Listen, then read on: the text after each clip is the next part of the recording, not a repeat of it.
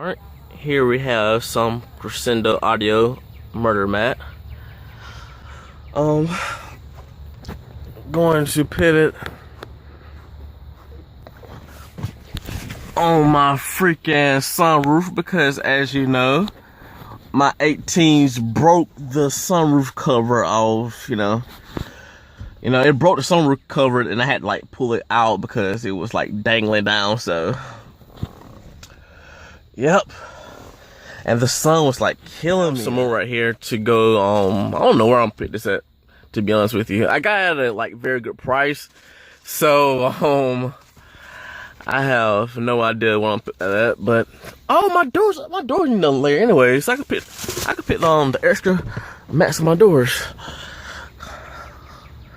But anyways, yeah, normally I would get some SoundQubed sound deadener, but I needed something deadener ASAP, so I went to my local dealer Travis at Audio Innovations and got this for a very good price. I needed it ASAP. This sun was like burning my tail through this sunroof. Goodness gracious. Alright, have the sound deadener installed on the roof. It's not full install. I still gotta do some more cutting on the deadening material to fill the crack right here. That crack of sunroof I left open. Other than that, all the light is blocked out now. And it should sound a little better with the sound deadener right here, sound quality wise.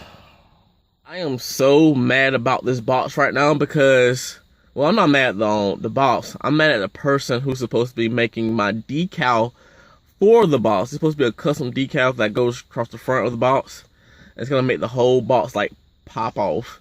But it's been like 2 weeks and they still haven't made my decal. It's like I dealt with them before. They make my other decals that went on my truck, but like they never took this long before. Like my other decals took like a day, 2, maybe 3 days max to make. But, 2 weeks, that is way too long, man. I'm glad they give them the money up front.